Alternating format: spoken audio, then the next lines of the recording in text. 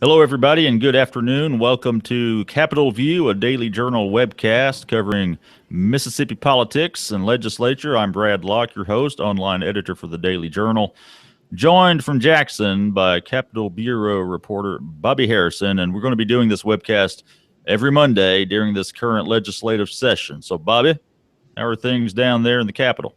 A little warmer today, Brad, which I'm all happy about. Cold weather and Bobby Harrison don't agree. I feel you, Bobby. Let's jump right into it, man. We've got some stuff going on. Not a whole lot of legislating going on yet, but we do have those two election challenges resolved from last week.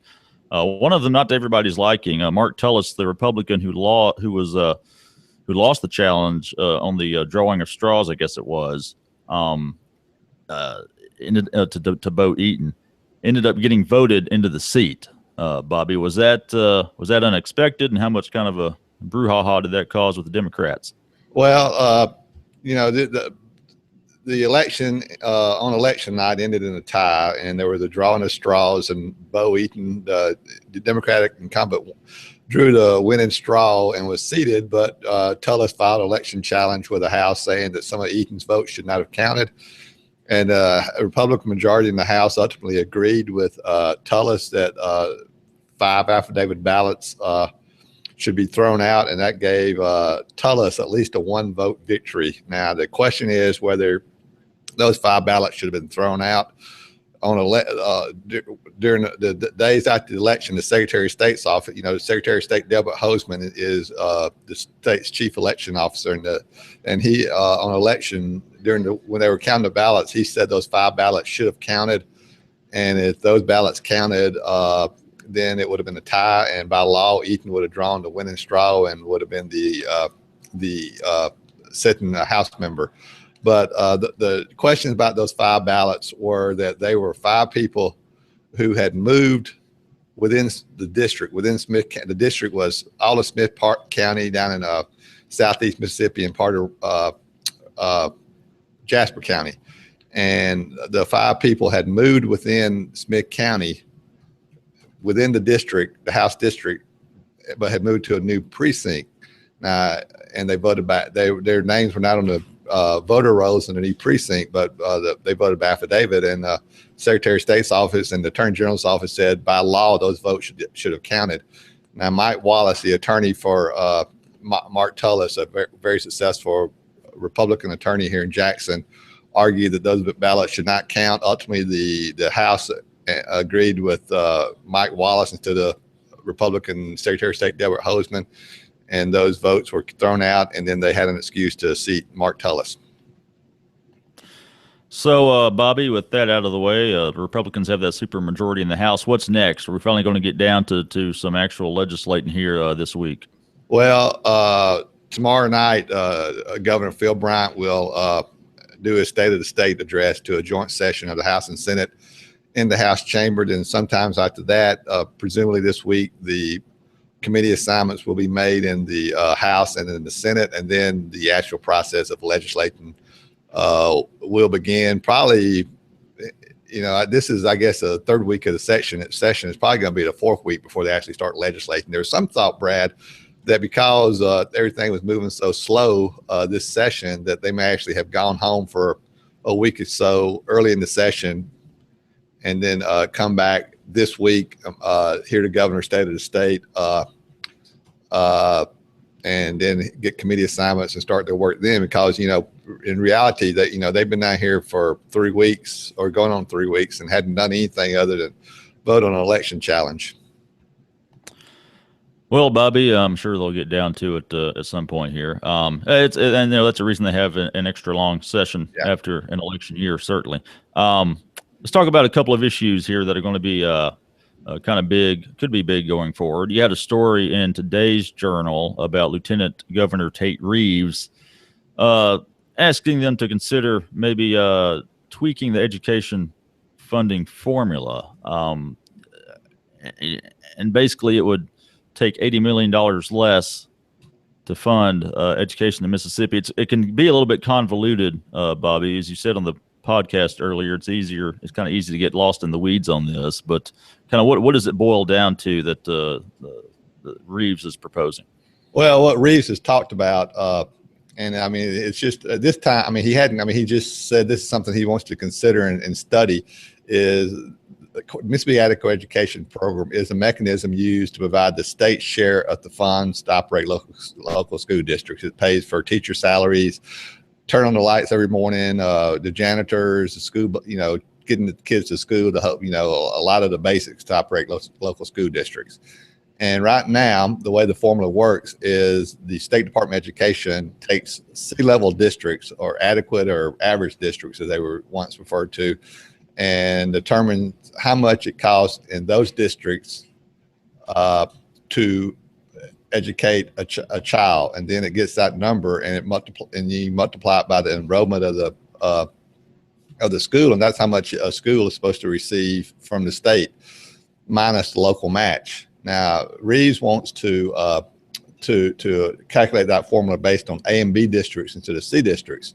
As it turns out, or he's talked about basing the formula on A and B districts instead of C districts. And as it turns out, as you do that, it reduces the cost of the formula by about $80 million based on information supplied by the State Department of Education. And of course, there's been a fight for the past, several years about funding MAEP. It has been underfunded $1.7 billion since 2008. It's underfunded about $200 million for the current year, and it would be a lot easier for the legislature to fund MAEP if it was $80 million less to fund.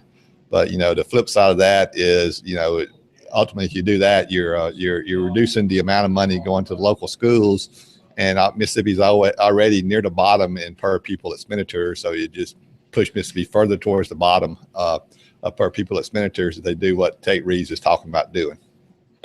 So how did this affect what local school districts have to do as far as footing their part of the bill? Well, I mean, obviously they'd have to, if the state was paying less money, they'd have to either become more efficient, which is what Reeves says they should do, or they'd have to come up with more local money from local taxpayers to on homeowners taxes and those types of things, car tags, taxes on cars, homes, and the property to make up the loss of state funds. Would that, in theory, put the poorer districts at a greater disadvantage, or what? Yeah, I suppose so. The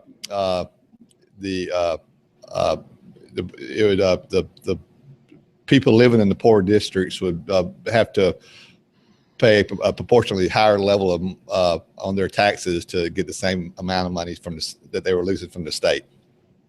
I think I said that correctly. But the short answer is yes. Right. Well, let's move on to budget cuts. This was news that came down last week. Governor Phil Bryant proposing nearly $40 million in budget cuts, which on the surface maybe sounds bad, but it doesn't work out to, I guess, that much percentage-wise, Bobby. And they are exempting several agencies such as Medicaid and education funding. So where's this going to hit? Well, it exempts Medicaid and the MAEP formula, which we've just been talking about. It exempts both those from the cuts. But for most state agencies, it's less. It's 1.5% or less. And in addition to making those nearly $40 million in cuts, the governor's also dipping into the rainy day fund to take about $35 million out of a $400 million fund to alleviate the impact of those cuts. Now, the cuts were caused because throughout this current fiscal year, which began July 1st, state revenue collections have been sluggish and have not been meeting the projections that were used to base the budget on for the current year. So if the money's not coming in to fund the budget, then they got to do something. And right now, not only is money not coming in to fund the budget, money for the current year revenue is actually a little bit less than it was the previous year, which is very unusual for that to happen. Now in the last 6 months of the fiscal year, the state's financial experts are hoping that revenue collections pick up, theoretically, if they don't pick up, there may have to be some more cuts. You mentioned dipping into the rainy day fund. I know that's something you obviously don't want to do, and unless things are really bad. So What's kind of the feeling down there among lawmakers on each side on whether, how necessary is it that they actually dip into that fund? Well, theoretically, they hadn't dipped into the fund. The cuts would have been deeper. Could have been, closer to, might have had to be closer to $70 million. So I think I hadn't heard many complaints about how the way the governor handled the cuts, the combination of cuts and dipping into the reserve fund. So I think most legislators have been supportive of that. But what's the flip side of that story is, over the past 4 years, the legislature and the governor have put in effect about $350 million in tax cuts, and are talking about doing more tax cuts during this coming session. So the flip side of some people say you're doing these tax cuts and that's why revenue is not meeting projections. So and if you do more, it's even going to put the state more in a hole. So the Governor Bryant and Lieutenant Governor Reeves argue these cuts help spur economic growth, which produces more revenue. That may happen somewhere down the line, but it hasn't happened so far. So that's a debate that's going to go on during the 2016 session at some point in time. One of the legislators that's going to be out of action for a little bit, wanted to ask you about Representative Steve Holland from up this way.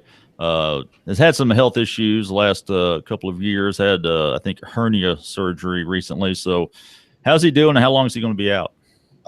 He's probably going to be out about 3 weeks. The speaker announced from the House floor last week that the surgery had gone well, and that he was, and so he had it down here at University Medical Center. He's had a number of issues related to 2014. I guess with his gallbladder, and he had some issues with that. Then that kind of got out of hand, and he got an infection that really put him out of commission for a good bit of the 2014 session. And this hernia apparently is related to that issue. And hopefully, if he can get this taken care of, he'll be back full of strength and good to go for the rest of the session. All right, Bobby, let's wrap up the show with the three things of note that we do on this program every week: most impactful legislation, most impactful legislator, and the strangest thing to happen in the past week down there in the Capitol. So let's start with legislation, Bobby. Well, as we talked about earlier, Brad, hadn't been much legislation, so I would have to say the resolution passed by the special committee that made the recommendation to seat a Republican Mark Tullis, the challenger, instead of Bo Eaton. That resolution was approved by a majority of the House. So, and it resulted in the House gaining this, House Republicans gaining the supermajority, 3/5 supermajority. So that would have to, I guess, be the most impactful legislation at this point in time. Most impactful legislator. Well, along the same lines, I'd have to say Mark Baker, Republican from Brandon, who chaired the special committee. He spearheaded the hearing in the special committee, and then took the resolution to the floor and got it approved by a majority of the House, pretty much along party lines. So that would be the most impactful legislator. And finally, Bobby, crazy things happen in politics. Oh. Strangest, most bizarre thing that's happened this past week down there in Jackson. Well, at the end of it's very common, Brad, at the end of each day in the legislature, legislators rise to make the motion to adjourn in memory of someone, usually prominent people from their district, who had died during the previous day or during some time during recent times. And David Barrier, a Democrat, House Democrat from Bay St. Louis down the coast, rose to adjourn in memory of the Secretary of State's Elections Division, because if you recall, it was the Election Division that said those votes in Smith County should be counted, those affidavit ballots, and so since the full House by majority vote went up, said that Mike Wallace was right and not the attorney from Jackson was right, not the Secretary of State's Election Division, then Barrier said that was the House should adjourn in memory of the Secretary of State's Elections Division. Got a chuckle from most Republicans and Democrats in the House that day. I'm sure it did. Bobby, that's good stuff. And to hear more of Bobby's analysis of the education funding debate, be sure to listen to today's episode of the Memo Podcast. It will be available shortly on iTunes, your podcast app, or at memo.djournal.com. And we'll be back here again next Monday, again, every Monday during the legislative session around this time, 2 o'clock-ish on Monday afternoons. We'll have Bobby on here to talk about the latest goings on in the Capitol. Bobby, appreciate your time. All right. Brad, maybe we make Super Bowl picks next week too. I'm picking the Panthers. They look too strong to me, Bobby. Go ahead and tell you that right now. All right. Good deal. Goodbye. See y'all next week.